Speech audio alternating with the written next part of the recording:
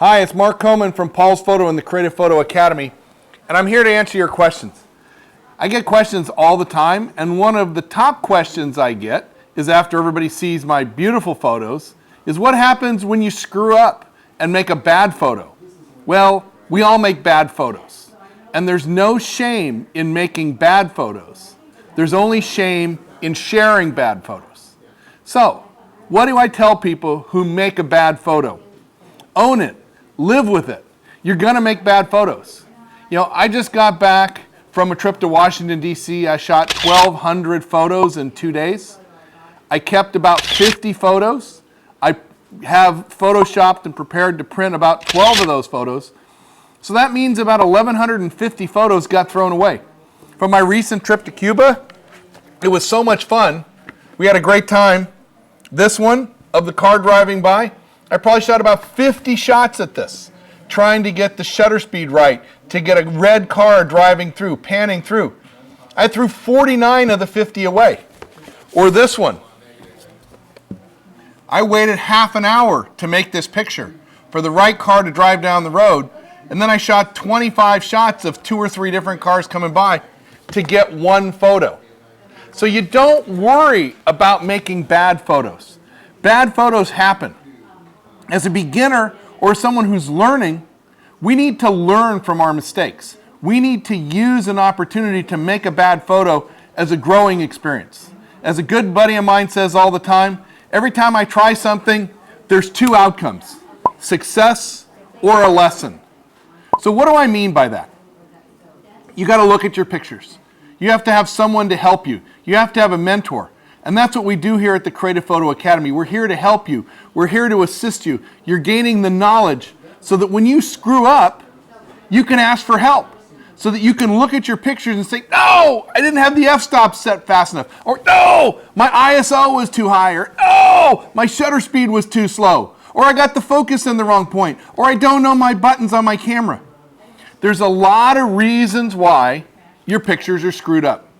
And most of the time, just like when an airplane crashes, 99% of the time, it's pilot error. So we always have to look at ourselves first. Sure, the camera could be bad, the lens could be bad, the memory card could be bad, but most of the time, it's our fault. And as a photographer, you need to own that. You need to own the fact that maybe you don't have as much skill as you need. Maybe you don't know your camera well enough. Maybe you're relying too much on automatic exposure and auto settings and idiot-proof settings on the camera when you're asking the camera to do something pretty sophisticated. What's the answer to that? Come to class, learn your camera, learn the buttons, learn the rules of photography so that when you go out and make pictures, you get the pictures that you want. Because I think photography is like fishing. And why is photography like fishing? At the end of the fishing trip, nobody asks you, hey, how many times did you cast out today? They just ask you, how many fish did you catch? And photography is the same way. We don't care whether you shot 4 pictures, 400, or 4,000 pictures. But did you get one bitchin' picture today? Did you get one perfect picture? Did you get one picture that tells your story, that captures an emotion, that makes you happy?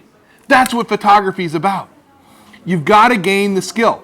And I know today's technology is great. It's amazing. It's fun. It's powerful.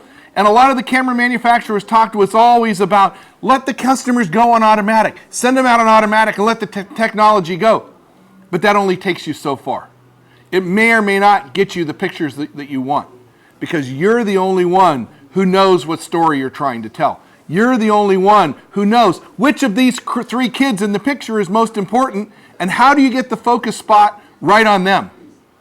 Those are the secrets, those are the tricks you need to learn to make your camera take the picture that you want.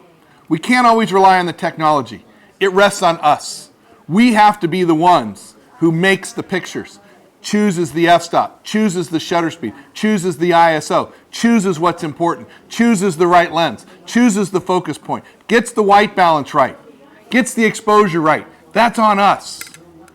Sure, we can give some power to the camera, but it's ultimately our decision to pull the trigger, to push the button, to take the picture. And we have to own whether the camera makes the right picture or not. And in automatic, if the camera's not doing the job, it's not that the camera's broken or wrong. It's that we need to put our emphasis, our love, our power, our experience, our passion into the camera to get the pictures that you want. Because I love to make pictures. My friends love to make pictures. My students love to make pictures. And together, we can make great pictures. So don't worry about if you make a bad one. We're all going to make bad ones. The secret is, let's up our percentage and increase the quality of our good pictures so that we have more fun and take better pictures and have better pictures to share. So this is Mark Comon from Paul's Photo and the Creative Photo Academy. Come on down with your questions, write me, send to me, and we'll make better pictures together. The best way to learn, come to the classroom and we'll get you all fixed up. Have a great day, everyone.